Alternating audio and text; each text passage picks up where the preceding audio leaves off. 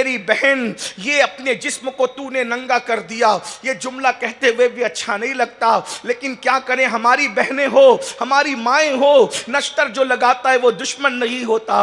हाय हाय हाय, कहाँ सैयदा फातिमा सहाबी के सामने अपने कदम खोलने को तैयार नहीं, और कहाँ ये सैयदा फातिमा की कनीज कहलाने वाली बेटियां आधी आस्तीन के कपड़े पहनकर, पतले और बारीक लिबास पहनकर, बड़े चौड़े गले वाले कपड़े पहनकर, छोटे छोटे शॉर्ट कपड़े पहनकर किस किस के सामने जा रही हो। मेरी बहनों, आज तुम समझती हो हमें कौन टोकेगा, हमें कौन रोकेगा।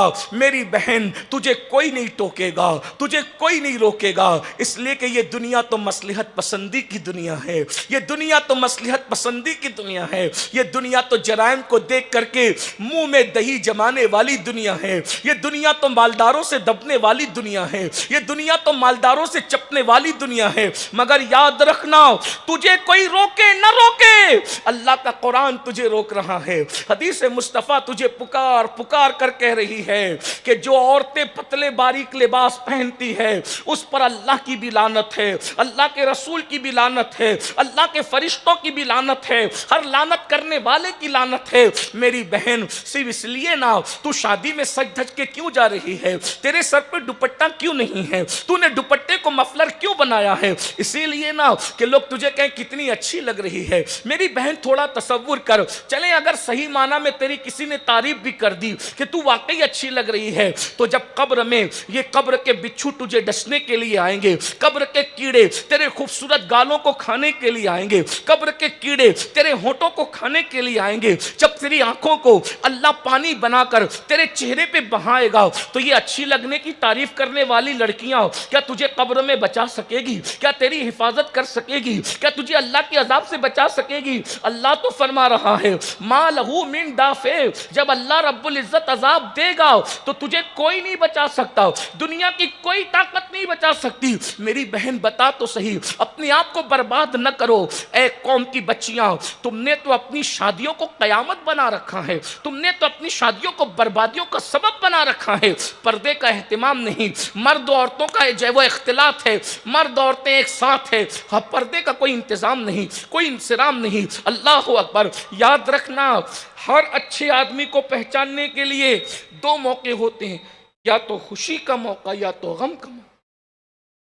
खुशी के मौके पे खुदा की हदों को पामाल करते हो और गम के मौके पर भी खुदा की हदों को पामाल करते हो। लेकिन आओ, सैयदा कायनात, मखदूमा कायनात की जिंदगी को देखो मेरी बहनों, और अपनी आखिरत का ख्याल करो। सरकार फातिमतुज़ ज़हरा ने कहा, बाबा जान, आपको आने की इजाज़त है, आपके सहाबी को आने की इजाज़त नहीं है, क्योंकि मेरे पास एक ही चादर है, सर छुपाती हूँ तो पैर खुलता है और पैर छुपाती हूँ तो सर खुलता है। यानी कौनैन के मालिक की शहजादी के पास इतनी छोटी एक चादर थी कि सर छुपे तो पैर खुल जाए और पैर छुपाए तो सर। ये कौनैन के मालिक की शहजादी की कनात पसंदी का आलम था, ये उनकी जिंदगी थी। एक ही चादर है। अल्लाह के रसूल अलैहि सलाम ने अपनी चादर सैयदा को दी और फरमाया, इससे पर्दा कर लो।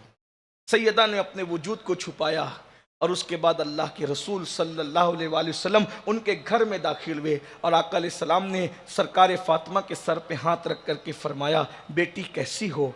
तो साबिर बाप की साबिरा बेटी की आंखों में आंसू मंडलाने लगे और अर्ज करती है, बाबा, जब कोई बीमार पड़ता है तो उसे दवाइयाँ नसीब होती है, आपकी बेटी को दवा तो दूर की बात, ग़िज़ा भी नसीब नहीं है। 3 दिन हो गए आपकी फातिमा ने कुछ नहीं खाया। या रसूल अल्लाह, बीमारी ने तो मेरी कमर तोड़ दी है, दवा मिलना तो दूर की बात है। 3 दिन से मेरे घर में चूल्हा नहीं जला है, मैंने कुछ खाया नहीं है बाबा, मैंने कुछ नहीं खाया। मेरे आका सल्लल्लाहु अलैहि वसल्लम ने अपनी शहजादी से फरमाया, फातिमा, तुमसे ज़्यादा अल्लाह की बारगाह में मकबूल मैं हूँ। बेशक इसमें कोई शक नहीं, क्योंकि वह अल्लाह के रसूल है, बल्कि सैयदा फातिमतुज़ ज़हरा की मकबूलियत तो हुजूर के सदक़े में है। तो आका फरमाते हैं, फातिमा, तुझसे ज़्यादा मकबूल अल्लाह की बारगाह में मैं हूँ, तुमसे बड़ा मर्तबा अल्लाह के यहाँ मेरा है। लेकिन जितने दिन से तुम भूखी हो उतने ही दिन से मैं भी भूखा हूँ।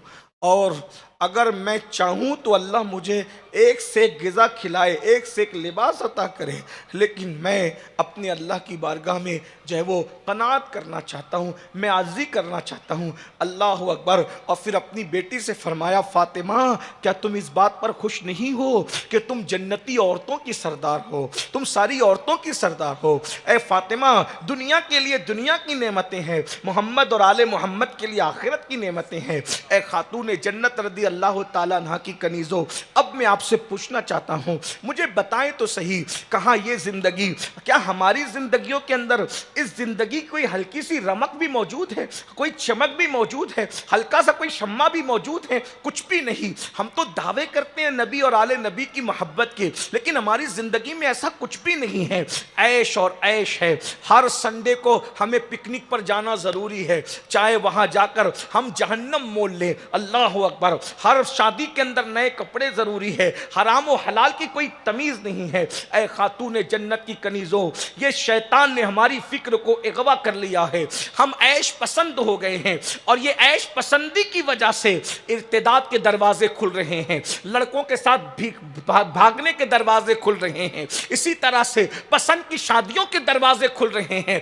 ऐ खातून जन्नत की कनीज़ों, आओ ये सोच कर जिंदगी गुजारो कि ये दुनिया तो इम्तिहान गाह है, ये दुनिया तो छटाई की जगह है, ये दुनिया तो तकसीम की जगह है, ये दुनिया छलनी की तरह है। अल्लाह ने यहाँ जन्नती और जहन्नमियों को छांटना है, इसीलिए यहाँ की जिंदगी को हमेशा मत समझो, परमानेंट मत समझो, दायमी मत समझो। इस दुनिया में कौन रहा मेरी बहनों? बुर्ज खलीफा बनाने वाला दुनिया से चला गया, ताजमहल बनाने वाला दुनिया से चला गया, भूल भुलैया बनाने वाला दुनिया से चला गया, दिल्ली की जामा मस्जिदें बनाने वाले चले गए, मदरसे बनाने वाले चले गए, अच्छा काम करने वाले भी गए, बुरे काम करने वाले भी गए। हम भी एक दिन दुनिया से चले जाएंगे। कब तक मौज मस्तियों में रहेंगे? अल्लाह अकबर।